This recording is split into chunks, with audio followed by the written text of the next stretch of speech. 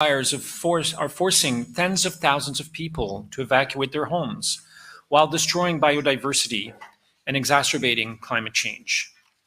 This is an unwanted reminder of the need to act together with urgency to tackle the twin climate and nature crises. What we agreed in Montreal represents a first step. Number one, a framework with targets for conservation and restoration. Number two, a commitment for true partnership with Indigenous peoples. Number three, with goals to mobilize financial support and strengthen partnerships with developing countries. And number four, with a vision to start harmful subsidies for nature. Il nous reste maintenant à traduire en action les objectifs que nous nous sommes fixés à Montréal, grâce à des plans de mise en œuvre qui transforment nos politiques nationales et qui créeront de bons emplois bien rémunérés, à une économie qui favorise un avenir respectueux de la nature, et à des cadres qui feront en sorte que les mesures prises pour le climat et la biodiversité se renforcent mutuellement. Canada is committed to working with all countries to achieve these and other shared goals. But there's much to do in the meantime. Today's Ministerial on Nature is the first major meeting on biodiversity since COP15 and in the lead up to COP16. It's an opportunity to reflect on what we have accomplished since COP15 and reflect on what more we can do individually and collectively to keep the global momentum on biodiversity and the implementation of the Kunming-Montreal Global Biodiversity Framework. We have seen an important number of initiatives that have emerged in support of the framework from governments and civil society. Nous devons conserver notre élan et galvaniser cette énergie. J'espère qu'aujourd'hui, les participants et participantes conviendront d'établir un réseau de champions de la nature. Un tel réseau fournirait une plateforme pour que les pays les plus ambitieux instaurent des changements à l'échelle mondiale. And in my experience, our collective will, our dedication and collaboration are key to progress. Canada is ready to demonstrate ambition, domestic and international. That's why we've launched a public engagement consultation to update our biodiversity strategy and hosted a national symposium to engage Canadians. At the same time, we are taking action, investing up to $800 million to support Indigenous-led conservation and $350 million for international biodiversity finance. Advancing the domestic ban on harmful single-use plastic and a ban on the cosmetic use of pesticides on federal lands. And connecting nature and climate outcomes with support for nature-based climate solutions at home and climate finance funding for nature-based solutions abroad. Between COP15 and today, Canada has worked with many of you to launch the new Global Biodiversity Framework Fund in record time. This is the kind of collaboration we need. As we look at COP16 in 2024, Canada is committing to working to support the UNFCCC COP28 President's vision in support of an outcome that strengthens the connection between climate and conservation efforts. We have less than 7 years to meet our COP15 commitments. We need to remain focused on implementing the Kunming-Montreal Global Biodiversity Framework so that we can fulfill our promise to protect nature now and for future generations. Thank you. Merci.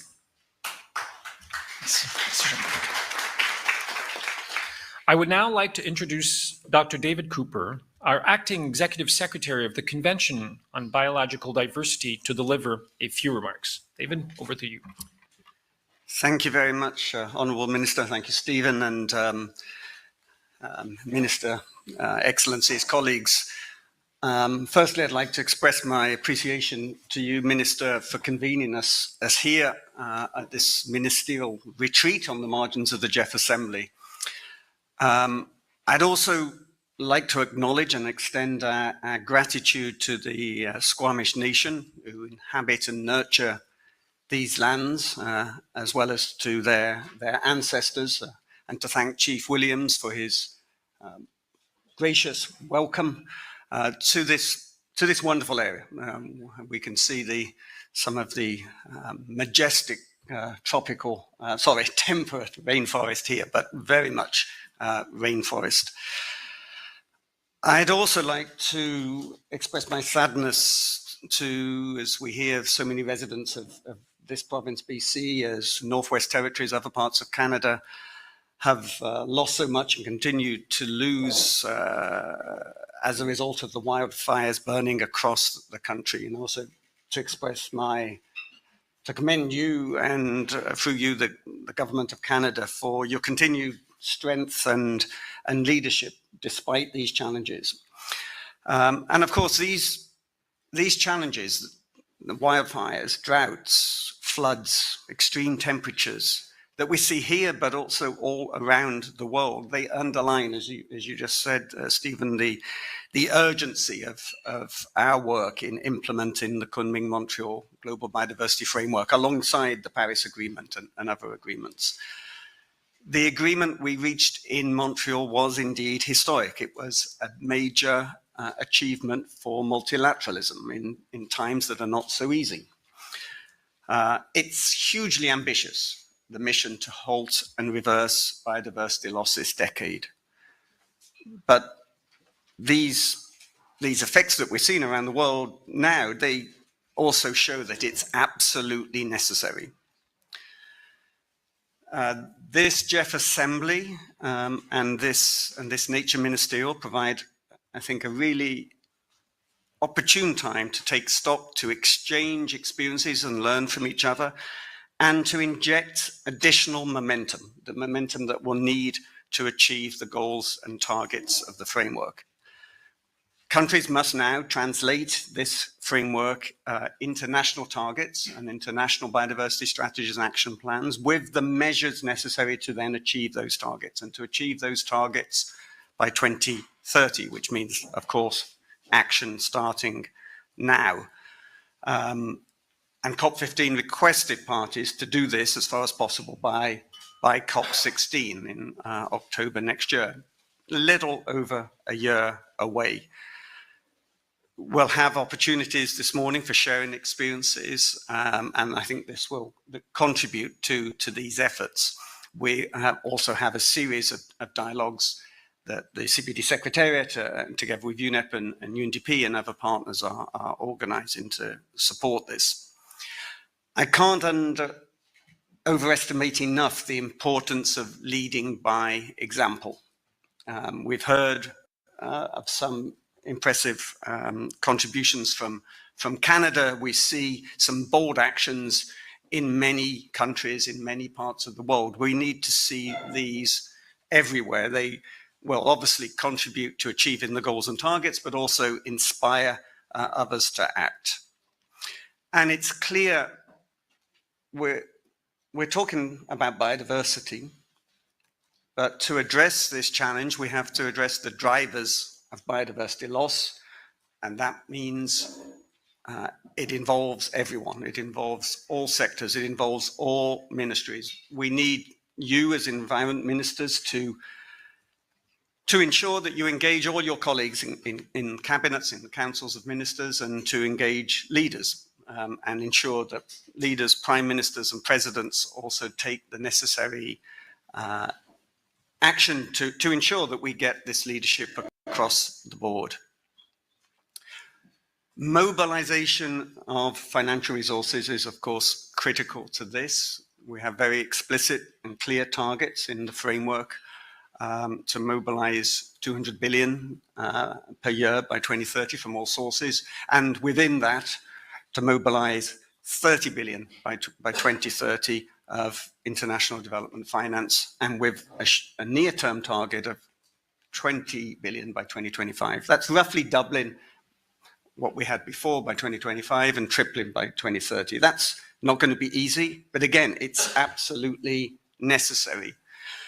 It's great that we have this progress on the Global Biodiversity Framework Fund, and that we'll see ratified tomorrow. We hope that we'll have enough pledges of contributions to take us over the initial threshold of $200 million that's necessary for the World Bank to set up this fund and get things moving.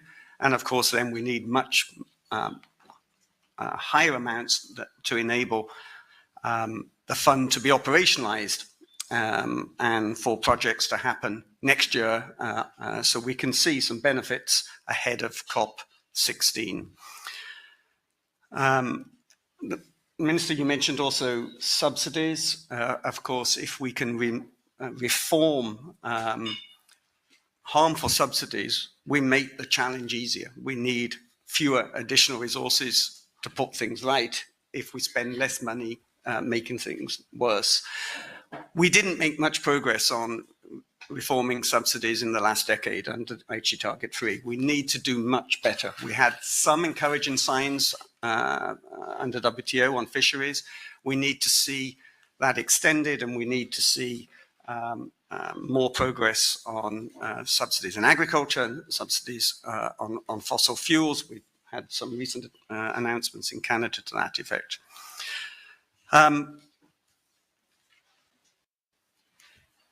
I mentioned the whole of government, whole of society approach, engage in ministers, engage in businesses, engage in civil society, of course, engage in and respect in the rights of indigenous peoples and local communities. These will all be critical as we move forward. I very much look forward to the discussions today. I'm sure that today's event, today's discussions can really help us move forward. And once again, thank you for bringing us together.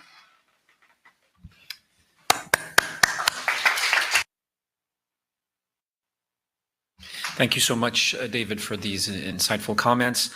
Colleagues, I'm now pleased to share video remarks from Mr. Wang Rangqiu, Minister of Ecology and Environment of China, our COP15 President.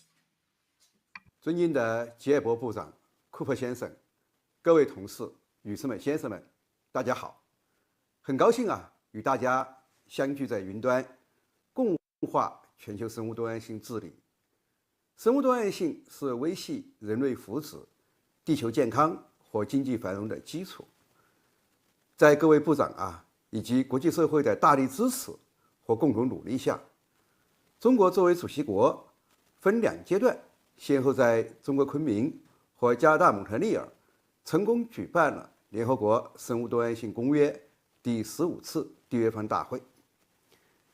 大会历史性达成了兼具雄心和务实平衡的昆明蒙特利尔全球生物多样性框架，确定了生物多样性保护、恢复和资金资源调动等高雄性目标，并决定设立昆蒙框架基金，开启了全球生物多样性治理的新篇章。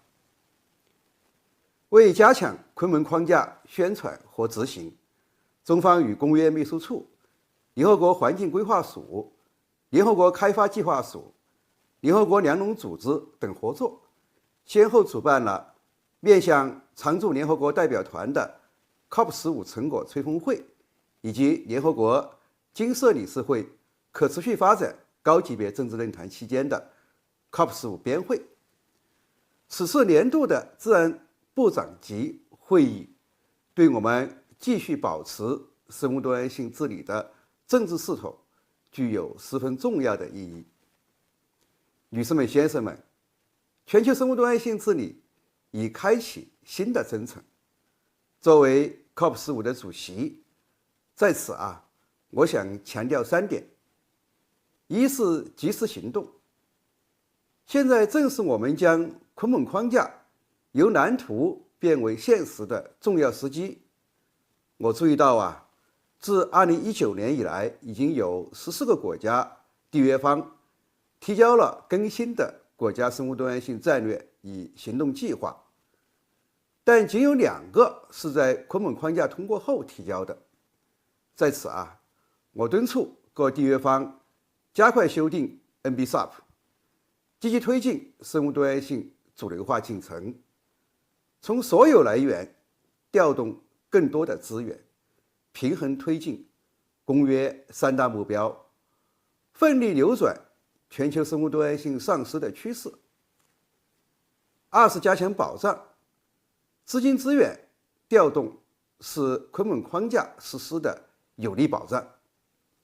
我们很高兴地注意到，昆蒙框架基金已经于今年6月得到全球环境基金理事会的批准，期待在即将召开的 GIF 大会上正式启动运营。同时我也期待发达国家带头落实承诺，加大对发展中国家的资金、技术和能力建设的支持力度，中国将在绿色“一带一路”和南南合作框架下，深化生物多样性保护国际合作，发挥好昆明生物多样性基金的作用，为发展中国家提供力所能及的帮助和支持。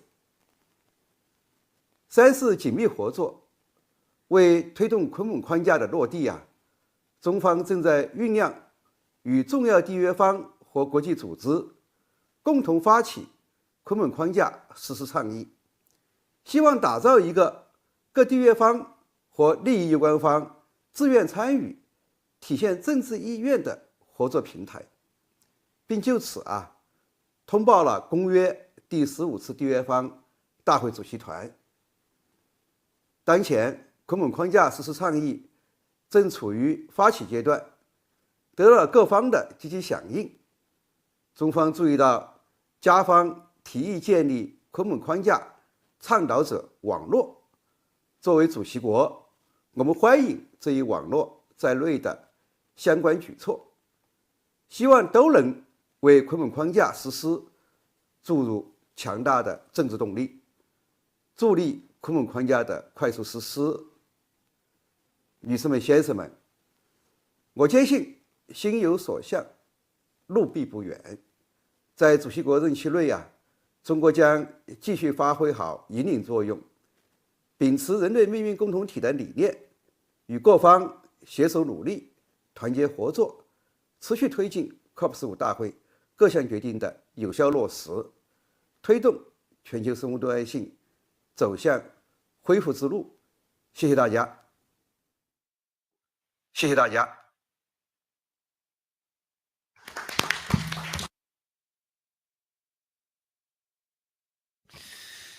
Thank you, Minister Wong, for this inspiring message and the reminder of the importance of commitments we've made in December of 2022.